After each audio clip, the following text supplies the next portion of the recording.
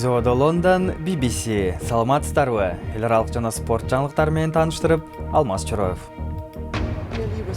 Байыркы Тимбукту шаарындагы тарыхый эстеликтерди талкалаган экстремисттик топтун согушкери эл аралык кылмыш сотунда күнөөсүн мойнуна алды.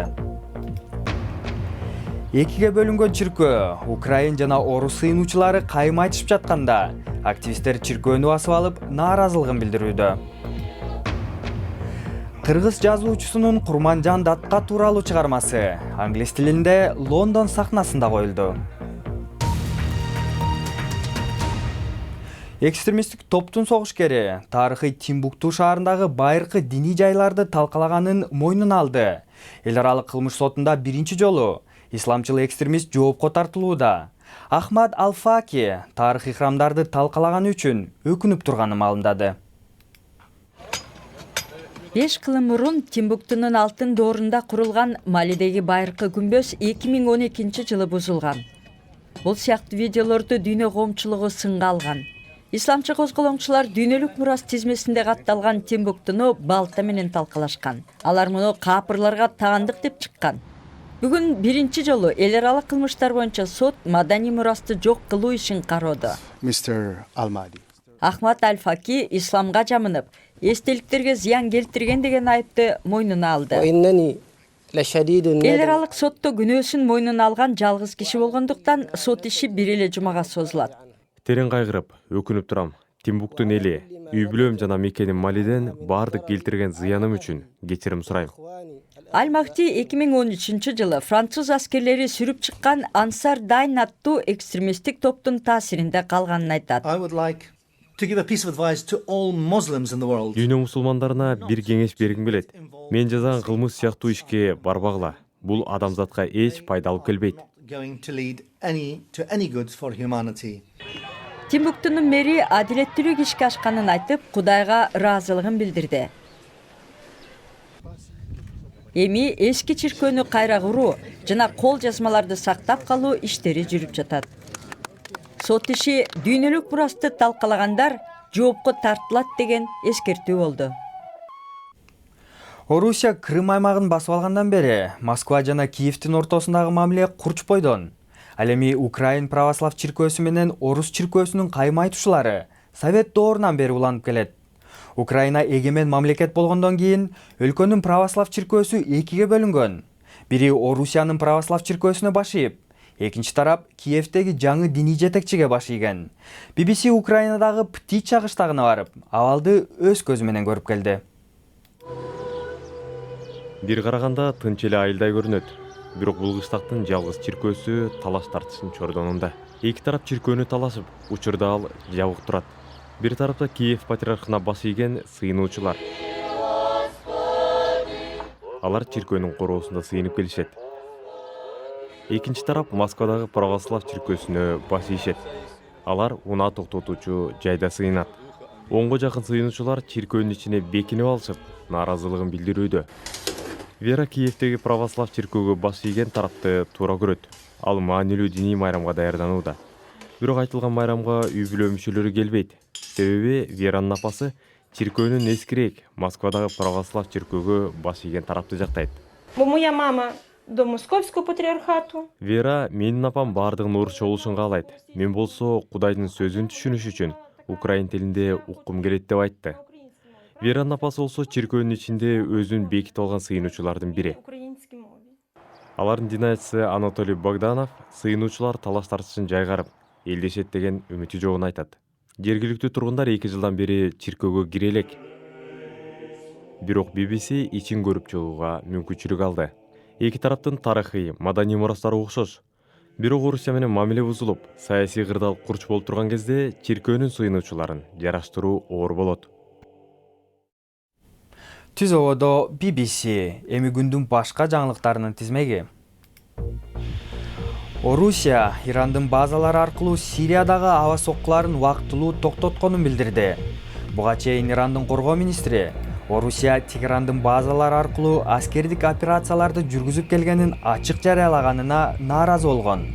Эки мамлекет Сириянын президенти Башар Ал-Асадты колдошот. Бирок Иран айтылган маалыматтарды жашыруун кармап келген. Түркиянын президенти ишемби күнү орун алган Газиантеп шаарындагы жардырууну 12-14 жаштагы жангешти жасаганын билдирди. Түрк расмийлери жангештинин бомбасы өздөрүн ислам мамлекети деп атаган топтун бомбаларына окшош экенин маалымдашууда. Жардыруу үйлөнүү той учурунда болуп, 50 адам каза тапты. Алардын көбү жаш балдар. Ал тапта Иракта полиция жангештинин курун тагынган өспүрүм баланы жардыруунун алдында кармады. Айтылган бала 13 гана жашта болгону маалымдалууда. Жергиликтүү медиа Киркук шаарындагы өспүрүмдү полиция кызматкерлери кармап, анын курун кесип жатканын тартып калган. Кыргызстандык жазуучу жана драматург Султан Раевдин Канышанын көз жашы драмасы биринчи жолу англис тилинде Лондон сахнасында коюлду. Аны Британиядагы Arzu Arts Борбор Азиялык театры сахналаштырып, батыш көрмандарына тартуулады. Курманжан Датканын татаал тагдырын баяндаган бул пьесаны BBC кабарчысы да көрүп келди. There was no remorse. None. Abdullah, your first son, was fighting the enemy in Afghanistan, drank what he thought was medicine, and left this world. This play, the way of written, how it was written, is very international. Пьесанын өзү эле эл аралык аудиторияга ылайыкташып жазылган экен. Мындай ритуалдар, ырлар жана диалогтор аркылуу бир кылымдан ашык убакыт мурда жашаган Курманжан Датканын окуясын каалаган аудиторияга жеткирсе болот.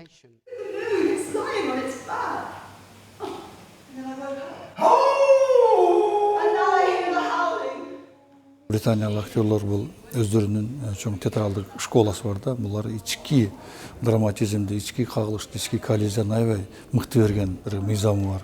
Ошол театрдын кандай кыргыз авторуна, кыргыз темасына, ошол эле биздин Курманжан Датканын дүйнөсүнө кандай көз карашта алар ушул нерсени өзүнүн жүрөгү аркылуу кандай өткөрүп атат деген нерсе өтө мен үчүн маанилүү да.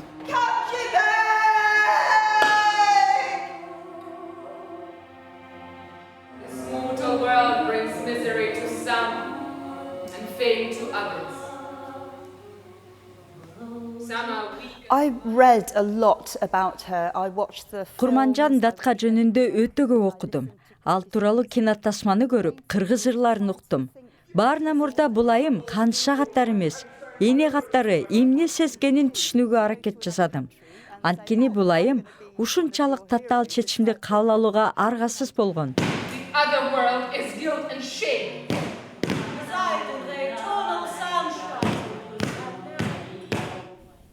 Эми спорт. Бразилиянын полициясы Ирландиянын Олимп кеңешинин 3 өкүлүн чөнтөк телефон жана компьютерлерин тергөө иштерине байланыштуу конфискация кылышты. Буга чейин айтылган расмийлер Рио оюндарына мыйзамсыз билет сатуу боюнча айыпталган. Расмийлердин арасында эл аралык Олимп комитетинин аткаруучу директору Стивен Мартин да бар. Англиянын башкы тренери Сэм Эллердайс Джо Харт эмдиги айдагы Словакияга каршы беттешке катышат деп билдирди. 29 жаштагы дарбазачы жаңы сезондо Манчестер Сити үчүн ойной элек жана Ситинин тренери аны башка клубка жөнөтүүгө даяр экени айтылууда. Харт Англиянын атынан мелдештерге 63 жолу чыккан. Бирок Евро 2016да өтө начар оюн көрсөткөн. Футболду улантабыз Англиянын премьер-лигасында Мичейл Антонио оюн бүтүп баратканда гол киргизип, West Ham 1-0 эсеби менен Борнмутту жеңип алды. Мидлсброунун чабуучусу Стуани болсо 2 гол киргизип, командасы 2-1 эсеби менен Сандерлендти утуп алды. Жаңылыктардын соңунда Кытайдын түштүк батышындагы тентек бала тууралуу. Түнжен шаарында өрт өчүрүү кызматы диванга кыпчылып калган 4 жаштагы баланы куткарууга аргасыз болушту. Алар диванды талкалашканы менен бала эч жабыркаган жок. Сиздер менен мен Алмаз Чороев болдум. Саламатта калыңыздар.